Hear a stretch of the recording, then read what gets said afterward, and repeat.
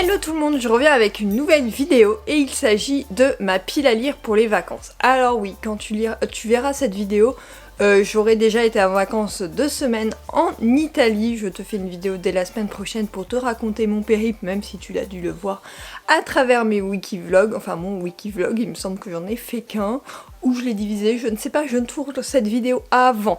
Et donc là j'ai décidé de te faire ma pile à lire donc numérique pour ces 2 semaines de vacances, plus la semaine que je suis en train de passer avec mes parents, enfin ma famille, mes parents, mon frère et sa copine et bien sûr mon mari, et du coup tous les 6. Et j'avais fait une pile à lire générale pour les 2 périodes. Je ne sais pas du tout ce que j'ai lu pendant la période d'Italie, mais en tout cas je comptais lire les autres pendant cette période, et si j'ai pas tout lu, parce que j'ai choisi 10 romans dont une saga complète.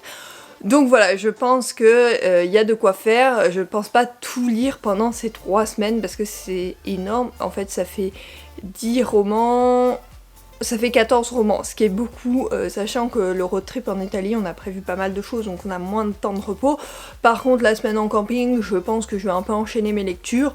Je rattraperai toutes les chroniques en revenant de vacances, donc entre l'Italie et le moment où je repars, et après au fil de l'eau sur le mois de juillet puis le mois d'août pour te publier l'intégralité de mes chroniques que j'ai en retard. Mais du coup tu vas pas les retrouver tout de suite, mais ziote un peu Instagram ou le blog et tu auras toutes les informations sur ces lectures. C'est parti. Donc le premier, il s'agit de Made Love de Alfreda Edvig. Tu sais que je connais bien l'auteur, j'en ai lu plusieurs d'elles et celui-là me tente particulièrement. De tous les hommes sur Terre, il fallait que ce soit lui. Mackenzie veut oublier le harcèlement qu'elle a subi, les déceptions qui l'ont brisé et surtout Mad Men, son ancien bourreau aux yeux gris acier.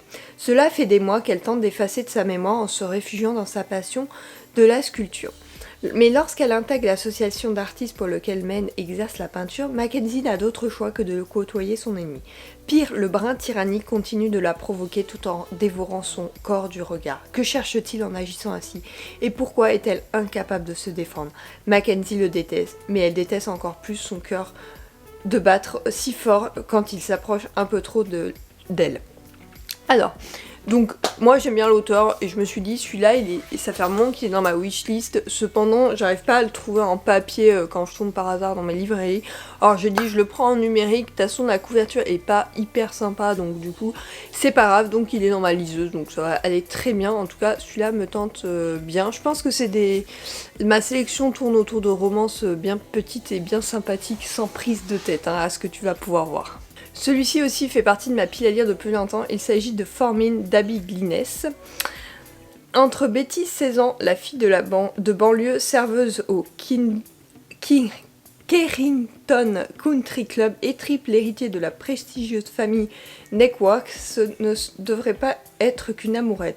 Mais c'est l'amour faux. Trip fuit Rosemary Beach et la pression familiale bien destinée à revenir chercher Betty à sa majorité. Mais à son retour tant attendu des années plus tard, trop tard, le temps a fait son œuvre. Jas, le cousin de Trip, a gagné le cœur de Betty. Alors je suis pas forcément fan des triangles amoureux, cependant cette saga en fait c'est une saga que j'avais commencé en papier et que je n'ai jamais fini, et maintenant ils sont plus trop édités donc ils sont hyper durs à trouver, donc je me dis pourquoi pas les prendre en e-book, ça sera beaucoup plus simple. Il s'était publié chez JC La Tête dans la collection Et Moi. Je sais même pas si elle existe encore cette collection, donc pour tout te dire j'en vois plus les sorties du tout. Donc voilà, c'est un peu classique avec un triangle amoureux, mais bon, comme je te dis, c'est des lectures sans prise de tête. De la même auteure, j'ai pris In Flame de Abby Glynnes du coup, un peu dans la même saga. Égoïste, peste, capricieuse, la réputation de Nan n'est plus à faire. Mais sous ses dehors se dissimule un immense besoin d'amour. Et même si elle passe du bon temps avec Major, elle commence à en avoir assez de ses manières frivolantes. Surtout après avoir rencontré le mystérieux Ganon. Entre Major qui lui réclame une seconde chance et Ganon qui rentre ses pensées, Nan doit faire un choix. Ce qu'elle ignore, c'est que tous les deux sont impliqués dans des combines qui les dépassent de loin. Et de loin. Alors pareil, même type, même genre, un triangle amoureux, je pense découvrir ça en lisant le résumé très clairement. Donc on verra bien. Ils étaient dans la wishlist, je voulais un peu la vider, donc j'en ai sélectionné certains et celui-là en fait partie également. Je ne pouvais pas faire une pile à lire d'été sans Vic Hélène, tu sais que je la mets à chaque fois, et là j'ai pris Objectif Bosch, je crois qu'il est sorti cette année, oui c'est ça. Donc objectif boss, ma première rencontre avec Merrick Crawford a lieu lors de mon entretien d'embauche. Enfin techniquement je l'ai rencontré 20 minutes plus tôt lorsqu'il a fait irruption dans une cabine d'essayage à quelques mètres du rendez-vous. Sur le coup j'ai crié et lui aussi, vêtu d'un simple soutien-gorge, j'ai mis fin à cette dispute en claquant la porte au nez de ce magnifique abruti. Comme vous pouvez l'imaginer maintenant, je panique en découvrant que ce grossier personnage risque de devenir mon nouveau boss. Pourtant, il ne semble pas me reconnaître. Du moins, c'est ce que je crois, jusqu'à ce qu'on se dispute à nouveau pendant le travail et qu'ils me disent d'aller me renifler les selles. Bon d'accord, lorsqu'il m'a surpris dans la cabine, je n'étais peut-être pas vraiment en séance d'essayage. Pour ma défense, j'étais restée coincée dans un train non climatisé pendant 12 heures et je voulais m'assurer que je ne sentais rien. Bien évidemment, je ne m'attendais pas à obtenir le poste, mais curieusement, une invitation à un second entretien arrive dans ma boîte mail.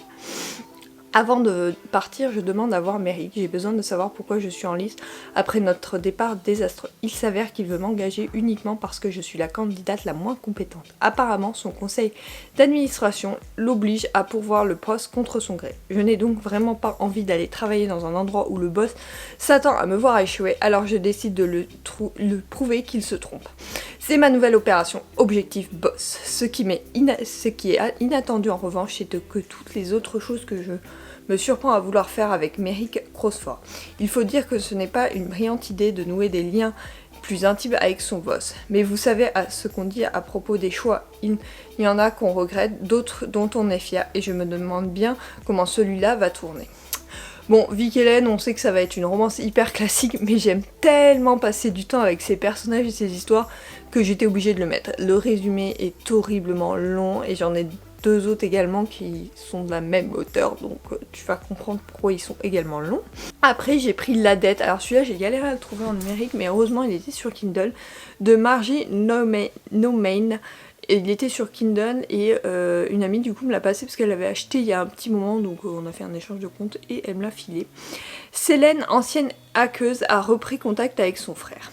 Elia, après 6 ans d'absence, il l'a pensée derrière les barreaux d'une prison alors qu'elle était obligée de travailler pour les fédéraux en échange de leur liberté. Sa dernière mission pour payer sa dette envers l'EPTA, reprendre contact avec le dernier membre de sa famille et faire tomber son patron, chef de la mafia russe, le dangereux et charismatique Anton Yurenev. Quand Elias disparaît avec $250 000 et son ex-maîtresse Anton ne peut pas laisser affronter sans réagir. Célène, la petite sœur, est une cible toute choisie. Elle devait rembourser et servir d'otage en attendant que ces hommes trouvent les fugitifs. Un duel commence entre sensualité, mensonge et peur d'être démasquée. Célène devra choisir sa voie dans un double jeu risqué où sa vie pourrait être mise à prix. Je dois dire que celui-là était dans ma pile à lire depuis longtemps. Il est sorti en papier chez Hugo. Je ne l'avais pas acheté, mais je l'avais mis dans ma wishlist à l'époque, donc j'avais dû te le présenter dans mes sorties du mois. Bon, cependant, je me suis pas laissé tenter, donc voilà, là je l'ai fait parce que c'est une romance qui a l'air différente des autres, donc un peu plus prise de tête. On verra quand je le découvre, si je le découvre là, mais un peu plus prise de tête, donc voilà. Mais c'est un univers qui a l'air sympathique en tout cas. Là, je te présente une saga. Il s'agit de À Contresens, donc ça c'est le tome 1, je vais te lire le résumé, de Mercedes Rhône. Le premier tome est sorti en film sur Amazon Prime, je l'avais vu à l'époque, je ne savais pas que ça venait d'un livre et je suis curieuse de lire les bouquins, donc ma meilleure amie me les a envoyés. Ça fait un petit moment qu'ils traînent dans ma pile à lire d'ailleurs. Hein. Il faudrait que je les élimine, hein, ça serait pas mal. Mais bon, j'ai pas eu trop le temps. Donc... Voilà, là ça va être chose faite parce que je pense que c'est la saga avec laquelle je vais commencer.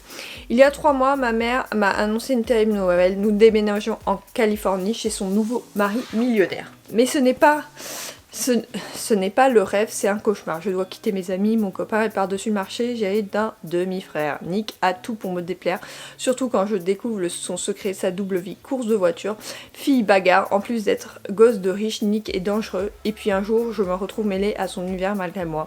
Avec mes certitudes, alors mes certitudes se mettent à vaciller et ma vie à basculer. Il y a donc 6 tomes.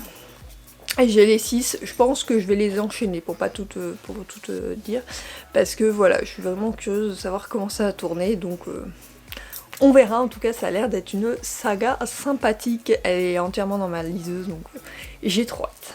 Alors après nous avions Furious Rush, donc c'est un tome 1 de S.C. Stephens qui est sorti en 2016, je pense qu'il n'y aura pas de suite donc on va dire que c'est juste le roman, j'espère qu'il ne demande pas une suite, ça a l'air d'être non donc ça devrait aller, mais il était dans ma wishlist et comme la suite n'est pas sortie j'ai décidé de ne pas les acheter en papier. Mackenzie Cox a beaucoup approuvé. Fille d'un pilote de moto de légende, elle veut montrer à ce milieu sportif dominé par les hommes qu'elle a hérité du talent de son père. La dernière chose dont elle a besoin est d'être déconcentrée par le tout nouveau pilote de l'équipe rivale, Hayden Hayes. Issue du monde des courses de rue illégales, Hayden ne laisse pas Kenzie indifférente. Le fait qu'il la traite de princesse gâtée et privilégiée attise son désir de victoire et sa grande surprise, elle s'aperçoit qu'elle pilote mieux lorsqu'elle concourt contre lui. Kenzie et Hayden se challengent mutuellement sur le circuit et cette énergie électrique se transforme bientôt en une intense attirance absolument interdite. En effet, l'unique règle qui régit les rapports entre les deux équipes concurrentes est aucun contact. Kenzie fera tout son possible pour respecter cette obligation, mais lorsque son équipe rencontre des difficultés, c'est auprès d'Eden qu'elle trouvera de l'aile. Lors de leur rendez-vous secret, la tension montera encore d'un cran entre les deux pilotes, mais Kenzie a trop à perdre pour succomber à ses désirs. Si elle sait prendre des risques sur le circuit, elle n'en va pas de même quand il s'agit de son cœur. Bon, ça a l'air d'être une romance sympathique avec un univers plutôt original des courses de moto, donc à voir ce que ça donne. Je sais pas si c'était courses légales ou illégales, le résumé ne nous dit pas trop ces choses-là, mais en tout cas, celui-là me tente bien, donc on verra. J'avais lu des romans d'elle qui doivent être là-bas derrière. Et franchement j'avais bien aimé à l'époque, donc on verra, ça a l'air d'une romance de l'époque et ça change pour une fois. Ensuite nous avons une sorte de Beatlit, enfin je sais pas trop à quoi m'attendre, je l'avais lu sur une...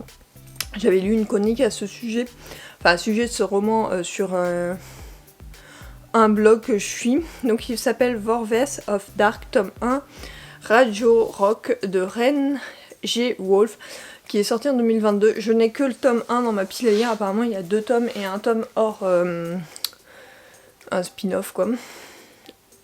La révélation des Hall of Dam est en marche. Biker calme et protecteur Ranyurgov Moore n'est pas destiné à devenir le président de l'école, mais Vol n'abandonne jamais les siens et il ne compte pas faiblir à ce rôle. Sa rage et sa colère le guident pour faire le ménage dans son monde, jusqu'à ce que ce type se jette sous ses roues. Propriétaire de Hoon, une boîte de nuit au succès fulgurant, Lick Sting est fier de ce qu'il a accompli à Alpharetta. Il attire malheureusement l'attention d'un groupe de bikers avides de pouvoir. Alors qu'il fuit ses attaques, il tombe sur le président des Wolves of Down.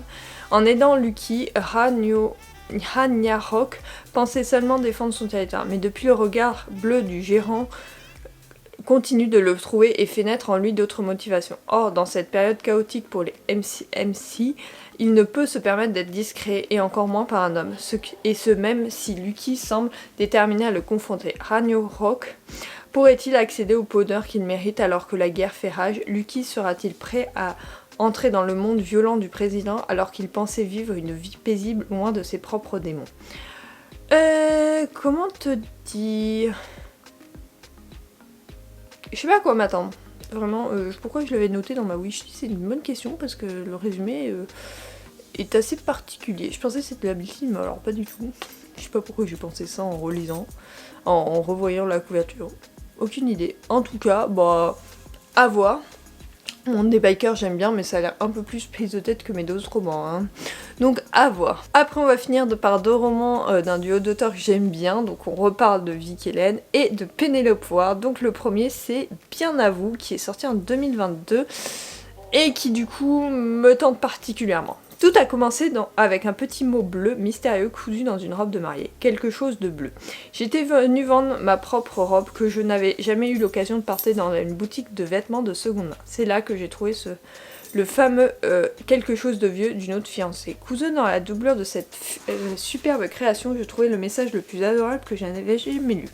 Merci d'avoir réalisé tous mes rêves. Le nom de Reed Edwood est imprimé en relief sur le papier. C'est manifestement l'homme le plus romantique du monde et aussi le plus beau à en croire mes recherches. Si seulement mes fantasmes s'étaient arrêtés là. Car depuis que j'ai découvert autre chose à propos de Monsieur Parfait, il est arrogant, cynique et exigeant. Comment je le sais? Parce que suite à un coup du destin, il est devenu mon nouveau patron. Toutefois, ça ne l'empêche pas de tout faire pour découvrir l'histoire cachée derrière ce mot d'amour. Un mot d'amour qui m'a conduit qui n'a pas conduit à une fin heureuse. Mais tout ça n'a rien comparé à ce qui se passe entre nous. Les choses deviennent plus sexy, belles et surprenantes que tout ce que j'aurais pu imaginer. Quelque chose de neuf, cependant, j'ignore totalement cette fin d'histoire. Alors, je sais pas, on dirait qu'il y a eu un premier mariage et tout ça, en tout cas ça a l'air vraiment intéressant. Mais pareil, c'est je pense une lecture sans prise de tête avec un schéma hyper classique qui va me faire passer un bon moment, je le sens. Et donc le 10e roman de cette pile à lire énorme à ce que je vois, c'est pareil, Penelope Ford et Vicky Lane, c'est Sauf Faux Semblant qui est sorti en 2023, donc l'année dernière. Leur prochain sort je crois au mois de juin. Il est dans ma wishlist, je l'ai pas encore acheté, quand je te parle, bah évidemment, vu qu'il est pas sorti, je l'ai pas non plus précommandé, je verrai si je l'achète, je pense pas l'incorporer dans mes lectures, mais je l'incorporerai si je pars un week-end ou quoi, quelque part, parce que du coup je prendrai plutôt ma liseuse que des romans. Trouver une colocation grâce à une petite annonce n'était pas aussi facile que ça n'avait l'air. Je commençais à perdre espoir jusqu'à ce qu'on frappe à ma porte et que le ciel exauce mes prières. Sauf que le ciel s'est trompé. Je lui avais effectivement demandé à plus d'une occasion de me trouver un homme canon, mais pas comme colocataire. Declan Tate réussit tout de même à me convaincre de lui accorder un entretien. Même s'il est drôle et charismatique, je ne saurais me sentir à l'aise à l'idée de vivre avec un homme, alors j'ai décliné avec regret. Puis des cupcakes ont commencé à apparaître devant ma porte, fraîchement préparés par Declan, et tout aussi scandaleusement délicieux. Visiblement il est persévérant, alors j'ai fini par céder. De toute façon ce n'est pas comme si j'avais d'autres candidats potentiels. Et puis j'étais déjà intéressée par un autre homme, Declan par une autre femme, alors ce n'est pas comme s'il pouvait se passer quelque chose sur le plan sentimental. Après son aménagement, nous sommes devenus amis proches au point où chacun donnait des conseils à l'autre pour attirer l'attention de la personne qui nous plaisait. Un jour, Declan a imaginé un plan qui consistait à faire semblant d'être un couple pour rendre jaloux nos prétendants. J'étais un peu hésitante, mais j'ai accepté quand même. Et à mon grand étonnement, son idée insensée a fonctionné. Je sortais désormais avec le prétendu homme de mes rêves, et mon meilleur ami avait la femme qu'il désirait. Toutefois, il y avait un problème. Je n'arrêtais pas de penser à Declan, parce que les sentiments que j'avais simulés étaient devenus réalité. Alors là, on est sur quelque chose d'un peu différent, parce qu'on n'est pas sur un trio amoureux, on est sur quelqu'un qui a manigancé un plan pour sortir avec un homme et qui en fait en aime un autre. Donc ça a l'air assez rigolo. En tout cas, moi il me rend vraiment curieuse ce roman, donc à voir. En tout cas, j'espère qu'il me plaira également. Ma pile à lire pour les vacances de cet été est maintenant terminée, j'espère qu'elle t'aura plu. Si tu as lu certains de ces romans, on ne sait jamais, n'hésite pas à me donner ton avis en commentaire, n'hésite pas à t'abonner si tu veux suivre mes aventures. Normalement la vidéo sur mon road trip en Italie arrive dès la semaine prochaine où je te détaille tout ce qu'on a fait et visité. Quand je tourne cette vidéo on n'est même pas encore parti, mais je sais que je vais la tourner en rentrant des vacances direct, ça sera la première vidéo que je tourne, comme ça je suis sûre qu'elle sera prête pour la semaine prochaine. Moi je vais essayer de revenir sur les réseaux, normalement j'ai dû revenir pendant mes 2 semaines entre les vacances. Cette semaine je vais dû m'être moins présente, mais dès la semaine prochaine je reviens comme d'habitude. Alors n'hésite pas à aller me suivre là-bas, n'hésite pas à t'abonner. Toutes les infos sont en barre d'infos. Je t'ai mis sûrement la liste qui est présente sur Livre Addict, comme ça tu as tous les résumés des romans et où les trouver, dans quelles éditions et tout ça. Et je te fais de gros bisous. Je te dis à la semaine prochaine pour une nouvelle vidéo. Bye!